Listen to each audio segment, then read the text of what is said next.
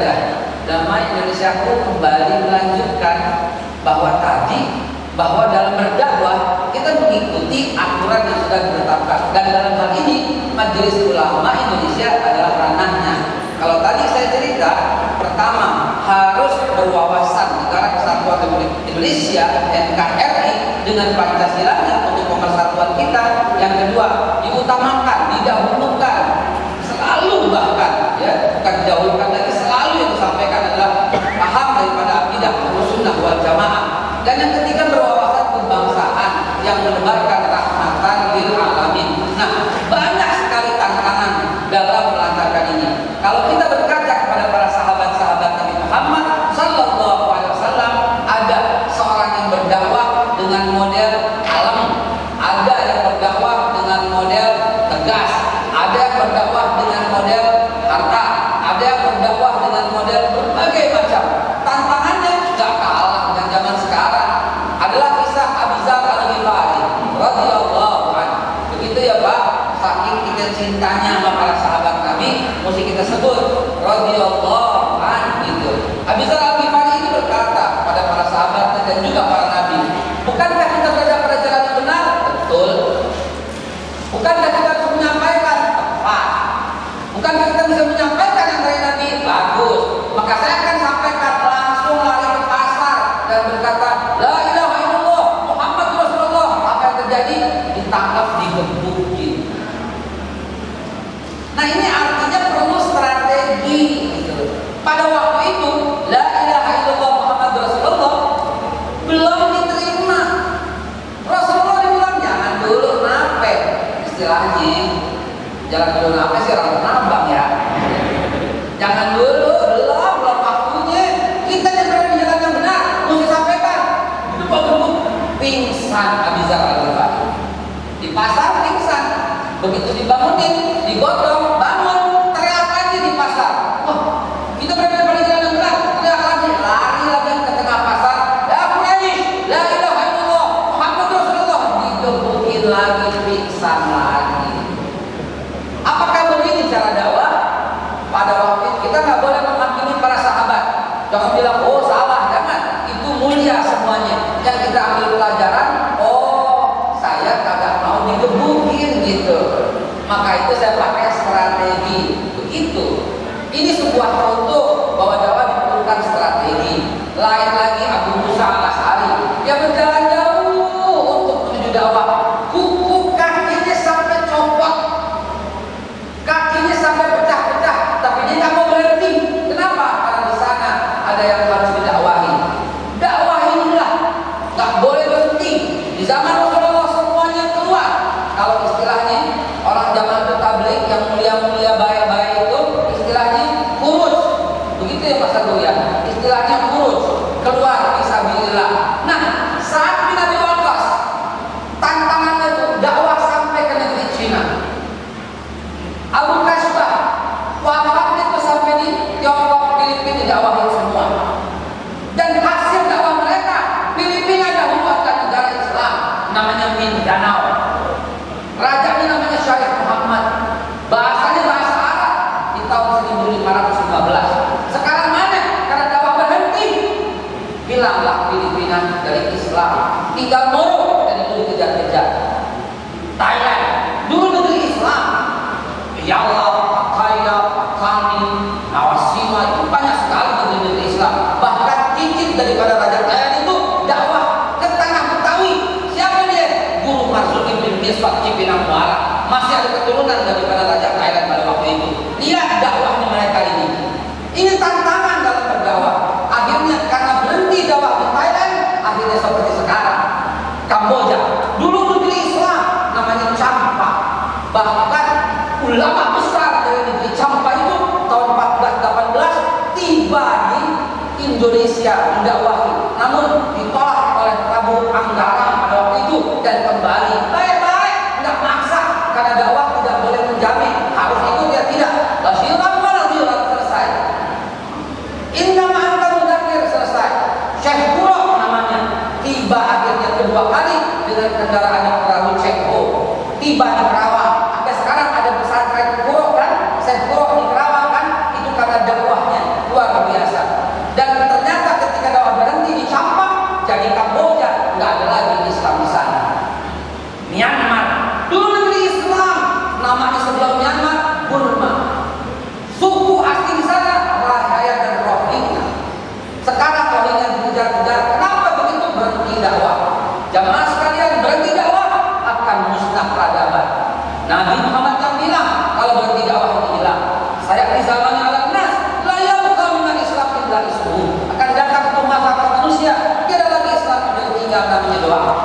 Singapura. Dulu negaranya namanya negara kemasan, rajanya namanya Iskandar Shah, bahasanya bahasa Arab. Negeri Islam itu mata uangnya, ya, mata uangnya di tahun 1299 masih dinar dan dirham Singapura. Sekarang mana umat Islam di sana? Saudaraku, tinggal 3 negara di Asia ini, Asia Tenggara, yang dakwahnya masih jalan terus. Siapa itu?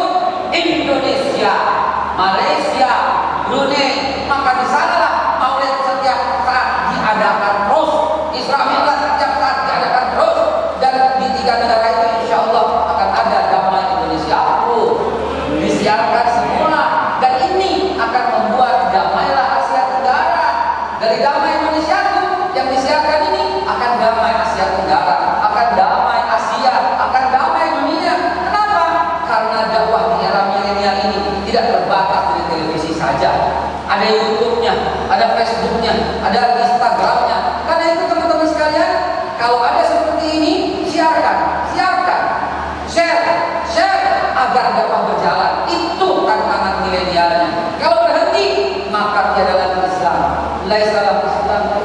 Saya di zaman al-Nasrah yang perkembangan Islam adalah Islam. Akan datang satu masa di mana tidak ada lagi Islam, tinggal namanya dakwah. Lalu bagaimana ini? Maka dakwah mesti terus diedarkan. Kalau dakwah hilang, tidak ada kemungkaran yang lebih besar daripada hilangnya dakwah. Tidak ada kemungkaran yang lebih hebat dari orang-orang yang mencoba menghalangi sebuah dakwah. Apa kata Nabi terhadap kemungkaran? Rasulullah bersabda, ya, man aminkum munkaran falyughayyir biyadihi. Fa'ilam yastati' fabilisani, fa'ilam yastati' fabiqalbi. Wadalik ada beriman. Siapa yang lihat kemungkaran? Apa itu kemungkaran? Tidak adanya dakwah atau dilarang-larangnya sebuah dakwah. Tapi Ustaz, kalau dakwahnya ngaco gimana? Kalau dakwahnya melenceng dari NKRI gimana? Itu bukan dilarang, ditangkap Pak polisi. Kenapa? Karena nggak sesuai dengan ajaran norma hukum yang sudah diterapkan. Dakwah adalah bil hikmah wal mau'izatil hasanah. Dakwah adalah merupakan rahmatan lil alamin. Tapi Rasulullah kalau dakwah berapi-api, menggelegar, sampai para sahabat itu sampai nengok-nengok ke belakang. Kata sahabat Nabi, seolah-olah musuh ada di belakang. Saking Nabi bergetar dalam dakwah, bersemangat dalam dakwah, sampai merah wajah Rasulullah SAW. Tujuannya bukan menebarkan teror, bukan menebarkan kebencian, bukan menebarkan isu hoak dan sebagainya, tapi memberikan semangat kepada umat Islam pada waktu itu. Kenapa? Karena rombongan dari Romawi akan masuk, dari lokal Quraisy akan masuk, dari Yahudinya akan masuk, dan semuanya yang merongrong bahwa Nabi. Akhirnya untuk menyelamatkan itu semua, Nabi dakwah dengan surat yang belum pernah terjadi sepanjang masa. Apa itu? Saifatul Madinah, piagam Madinah. Ada 47 butir dalam piagam Madinah. Pasal 1 Rasulullah mengajarkan apa? Kesamaan derajat dalam semua manusia. Nggak boleh lihat suku, nggak boleh lihat bahasa, nggak boleh lihat berasal dari mana, nggak boleh lihat warna kulit, nggak boleh lihat hidung mancung atau pesek, nggak boleh lihat mata sipit apa belok. Kalau berek jangan dilihat. Nah ini yang pertama ya Rasulullah pasal 1. Lihat, ditiru oleh deklarasi Human Rights PBB, ditiru oleh undang-undang di Amerika, ditiru oleh semua, oleh Dewan Swiss, ditiru semua. Padahal Rasulullah bicara itu pada tahun 622 dan dipakai sampai dengan sekarang. Belum lagi kita buka pasal-pasal berikutnya. Ya Allah, pasal berikutnya ini Rasulullah. Ya, salah satu contohnya, betapa Rasulullah punya wawasan kebangsaan yang hebat. Apabila negara dalam bahaya, kata Nabi, maka umat Islam maupun bukan Islam yang tinggal di Madinah harus bersama-sama menegakkan negara. Coba, jadi ada korelasi hubungan antara umat Islam dan bukan Islam dalam membela negara. Ini Rasulullah yang menangkan. Karena itu, kata Syekh Hasan Ali pernah mengatakan sesuatu yang menjadi pegangan kita. Hubul watan minal iman. Cinta tanah air sebagian dari iman. Dari situ sumbernya. Belum lagi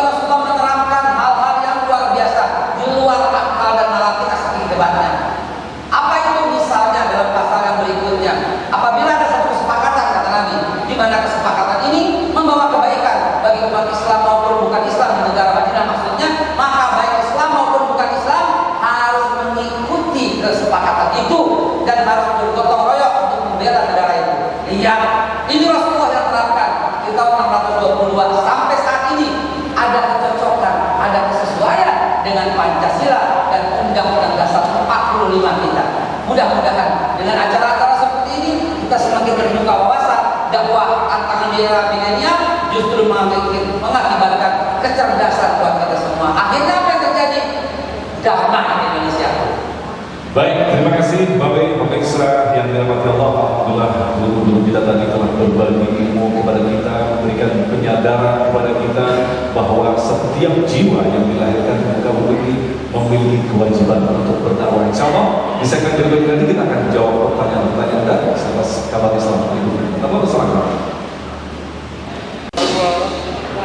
Terima kasih pemirsa, masih bersama dengan saya. Alhamdulillah kita sampai di segmentasi yang kelima. Ini adalah segmen yang kita tunggu-tunggu saja untuk kami tema bahasan kita tentang kewajiban berdakwah. Dan sekali lagi terima kasih bagi Anda yang telah mengirimkan pertanyaan-pertanyaan melalui Instagram ini @damai_akibat. Baik, pertanyaan pertama kepada Ustaz Arifin dari Pulau berkaitan dengan barangkali ini bisa saya katakan adalah permasalahan kita bersama. Kita tahu bahwa keluarga di Indonesia ini tidak semuanya bapak ibu itu pernah nyantri. Lantas tadi tugas dakwah sebagai seorang ayah dan ibu kepada anak-anak ketika bapak ibunya tidak pernah memiliki atau belajar ilmu agama secara khusus, bagaimana kan memberikan solusi? Baik, ini pertanyaan bagus banget karena pasti yang bertanya semangat banget. Ini gimana nih, bapaknya bukan santri, ibunya bukan santri, tapi punya semangat untuk mengajarkan ke anak-anaknya. Ini gimana cara ngajarinnya? Maka tadi di awal saya sampaikan bahwa dakwah itu tidak harus di lisan, harus nyampaikan begitu tidak. Tapi ketika dia mampu menunjukkan sebagai ayah yang bertanggung jawab, ya, bagaimana dia berdedikasi sebagai seorang bapak untuk bisa menghidupi keluarganya, lalu sebagai ibu dia mampu menjadi ibu yang menopang kehidupan rumah tangganya, untuk menghidupkan rumah dan lain sebagainya. Itu bahagia daripada dakwah. Sehingga anak itu ketika melihat orang tuanya bangga dulu. Jangan sampai anak kita ketemu sama temennya minta tukeran bapak. Bapak kamu yang bilang tukeran bapak. Nah, coba bayangkan. Dia sendiri sama orang tuanya gak bangga, bagaimana? Ya kan? Nah itu dulu. Karena itu tidak perlu harus belajar begini tidak perlu. Karena kalau kita lihat berapa banyak ulama-ulama besar, orang tuanya bukan ulama besar. Orang tuanya biasa, bahkan di antara mereka ada yang yatim. Jadi hanya diasuh oleh ibundanya. Tetapi mampu untuk menunjukkan di hadapan Allah dengan amanah yang Allah berikan dari anak-anak ini untuk memberikan yang terbaik. Maka nanti apa? Allah yang akan mudahkan. Makanya Allah Subhanahu wa taala ketika melihat hamba-hambanya yang seperti ini, Allah akan mudahkan. Jadi satu, pantaskan diri dulu di hadapan Allah untuk bisa menerima amanah ini dengan baik dan untuk bisa istilahnya menjalankan amanah sebagai orang tua ini dengan baik, maka insya Allah nanti akan Allah mudahkan. Yang pertama. Yang kedua, jadilah suri tauladan terlebih dahulu. Yang gak usah yang susah-susah, yang wajib-wajib. Bapak sholat 5 waktu, 4 waktu, ibu juga begitu. Anaknya tuh yang gak usah dipakai dibicara. Dalilnya sholat wajib adalah ini dah. Bapak lupa, bukan yang buka buku. Ini jangan kebalikan. Bapaknya pulang kerja, anaknya masih nonton TV. Begitu anaknya nonton TV, lihat bapaknya pulang TV, mati TV, menjib. Aku tahu. Bapaknya nonton TV. Kan begitu menyanyi puasa. Iya, itu dia. Jadi mampu untuk memberikan suri tauladan dari hal-hal yang kita mampu. Nah berikutnya berat yang bisa nanti anak udah mulai bisa tanya sama kita, Pak, emang ada puasa Asyura? Puasa Asyura apaan ya kalau dilakukan puasa Asyura? Bentar nak, nggak apa-apa, akui di hadapan anak kalau kita punya kurang. Telepon dulu ke BHK, telepon Haji Agung, apaan tuh puasa? Nah tonton Damai Indonesia, kan begitu. Datang ke Majelis Ulama Indonesia, silaturahmi sama ulama-ulama besar kita yang ada di sana. Mereka yang akan menyampaikan penjelasan-penjelasan. Alhamdulillah nanti kita jadi dekat dengan ulama. Allah. Baik, pertanyaan berikutnya berkaitan dengan penjelasan Babe tadi, tantangan dakwah salah satunya adalah kita sering digigiri ketika kita berdakwah. Ada gerakan anak muda yang sekarang mungkin memang secara ilmu tidak begitu banyak itunya begitu, tapi kan dakwah tidak harus menyampaikan ayat-ayat yang bisa seperti itu ya kan. Ada gerakan hijrah daripada anak muda, tapi kenyataan mereka sering menghadapi hal-hal yang bersifat ujian sehingga kadang-kadang putus asa tentang ini. Bagaimana memberikan solusinya? Terima kasih. Yang nanya itu kayaknya tahu gitu loh, bahwa saya salah orang yang selalu gitu loh ya. Dinyinyirin gitu. Tanya tuh berapa gitu. Bukan iya gitu loh. Sampai saya mau buka khusus praktisi nyinyir gitu ya. Ya, atau kiat-kiat dinyinyirin gitu ya. Bertahan dalam nyinyir. Soal nyinyir itu memang ada dalam Al-Quran. Dan nyinyir terus dibayar itu ada dalam Al-Quran. Bayangkan, pemirsa, bayangkan itu coba. Quran yang diturunkan 14 abad yang lalu sudah memberikan gambaran bahwa nyinyir terus dibayar ada. Apa itu? Wailul likulli humazatin lumazah allazi jama'a malahu 'addadah yahsabu anna malahu akhradah kalla la yumazanna bil hutama ila akhir ayat. Celaka orang yang mengumpat, yang mencela, yang menyinyir, celaka. Ya, nyinyir celaka. Kenapa? Dan kemudian dia coba lihat ayat berikutnya soal menghitung-hitung uang kan. Artinya dia mendapatkan uang setelah nyinyir gitu kan. Ngomongnya begini masa nyinyir. Ya, sudahlah hentikanlah. Ini menghalang-halangi, ini menghambat. Dan dulu kagak pernah ada orang nyinyirin ulama-ulama, para habaib. Kalau saya bukan ulama, baru saja, baru ulama gitu kan. Bukan juga habaib gitu loh. Dinyinyirin nggak apa-apa, silahkan nyinyirin saya. Tapi jangan nyinyirin ulama, jangan nyinyirin guru saya. Bukan itu. Beliau memang pantas orangnya ulama. Nah, kalau saya bukan, beliau masya Allah ya. Nah jadi bagaimana kiatnya? Mulut mereka tuh banyak. Yang bertanya tuh saya jawab, mulut mereka tuh banyak. Antum nggak akan sanggup menutup mulut mereka. Ya, tangan Anda cuma dua kok. Bagaimana cara menutup mulut mereka? Nggak akan pernah bisa. Maka yang bijak adalah tutup saja telingamu. Itu tindakan bijak. Jangan dibalas nyinyir, jangan dikatain, jangan dilawan. Cukup aja. Kenapa? Karena perintahnya wah begitu. Tetap aja perintah tetap aja menyeru kebaikan gitu ya, dan maafkan mereka. Dan kalau dia masih nyinyir terus kerja ini berpalinglah dari orang-orang yang kurang akal sehatnya gitu ya. Nah itu kiatnya. Kalau saya sih mendingan tutup kuping aja gitu ya, nggak apa-apa panas gitu ya. Kadang-kadang kalau balas tuh biarin. Apalagi nyinyir ke organisasi. Waduh, nyinyir yang ke organisasi berat itu ada uangnya soalnya maklum. Jadi dia terorganisasi khusus spesial nyinyir. Kita di kampus-kampus ada fakultas nyinyir. Baik, kita kembali ke Ustaz Arifin berkaitan dengan media sosial yang memang adalah sarana nyinyir yang sangat luar biasa. Bahkan lihat sekali muncul hinaan-hinaan dengan bahasa-bahasa tertentu. Nah ini bagaimanakah pendapat Ustaz tentang perubahan pola dakwah di era digital?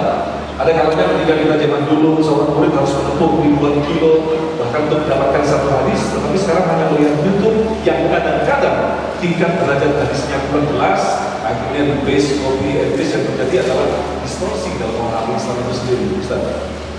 Jadi kita itu bersyukur kepada Allah karena dimudahkan dalam hal mendapatkan ilmu, dimudahkan dalam hal berdakwah. Ya kan? Dulu kalau kita mau dapat ilmu yang urusan dengan masalah agama harus datang ke kiai, mungkin jaraknya jauh, pakai ada yang naik truk segala macam. Kalau jauh lebih lama lagi naik kuda, jauh lebih lama lagi jalan kaki. Nah sekarang masya Allah, bukan naik babi haikal. Ya kan? Ya kan? Jangan dinyinyirin, ini kan yang senang. Ya. Nah ini kita bersyukur atas kemudahan itu. Tetapi dalam rangka bersyukur kita harus mampu menghiasi atau membersamai syukur kita itu dengan beberapa syarat supaya dia punya nilai baik juga. Satu, tolong ketika kita belajar lewat media sosial itu belajar kita ikhlas, bukan hanya sekedar malas. Kenapa nih? Ah cukup lah di handphone juga ada, ngapain pakai ke masjid? Nah begini ini jadi kurang pas. Jadi ikhlas bukan malas. Supaya apa? Supaya dia mampu untuk dapat kebaikan. Berikutnya begitu dia dapat, nah juga jangan nih buru-buru tangan untuk ini bagus banget nih, bagus nih, ya. Kalau begini-begini dapat begini-begini, nah misalnya gitu, ya. Barang siapa memberikan infak lebih kepada istrinya masuk surga lebih dulu. Wah, ibu-ibu sudah dikirim ke suaminya, nanti dulu, periksa dulu itu benar apakah benar. Jangan kira-kira sesuai dengan kita cepat-cepat, tapi kalau nggak sesuai dengan kita, jadi nafsu. Jangan nafsu yang menjadi tolok ukur. Maka dari itu, walaupun kita mampu untuk menerima ilmu melalui media sosial, harus tetap dekat dengan ulama untuk bisa bertanya dari apa yang kita dapat benar atau tidak. Itu dari segi kita ketika mendapat ilmu. Nah, bagaimana dari segi kita ketika kita menyebar ilmu? Ini juga penting.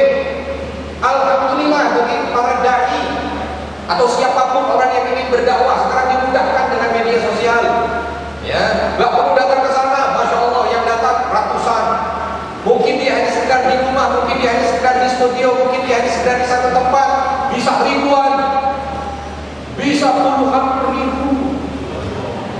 Hebat. Nah, kalau yang sudah seperti ini, Masya Allah, bersyukur betul, luar biasa. Ngomong apa saja, langsung ditanggapi. Cara minum kopi yang benar, itu semua berubah langsung semuanya.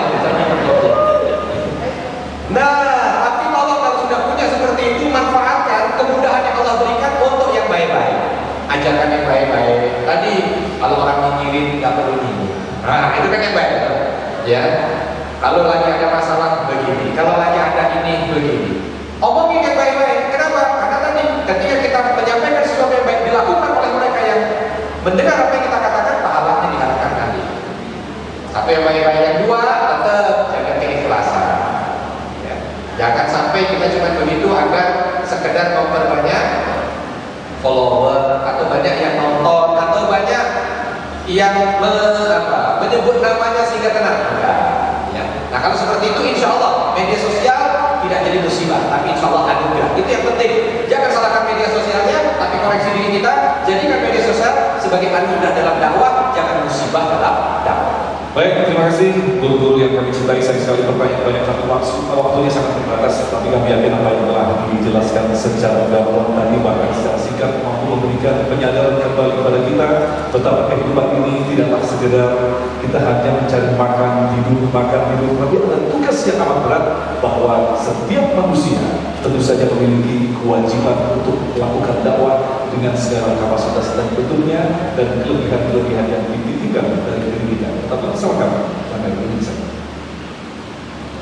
Demikian pemirsa yang dirahmati Allah dan mengucapkan untuk hari ini, dan insya Allah besok di Ahad 13 September kami akan menghadirkan Ustaz Syafi'i Antonio dan Ustaz Taufik Rahman yang akan mengangkat tema dengan memahami hijrah di era digital.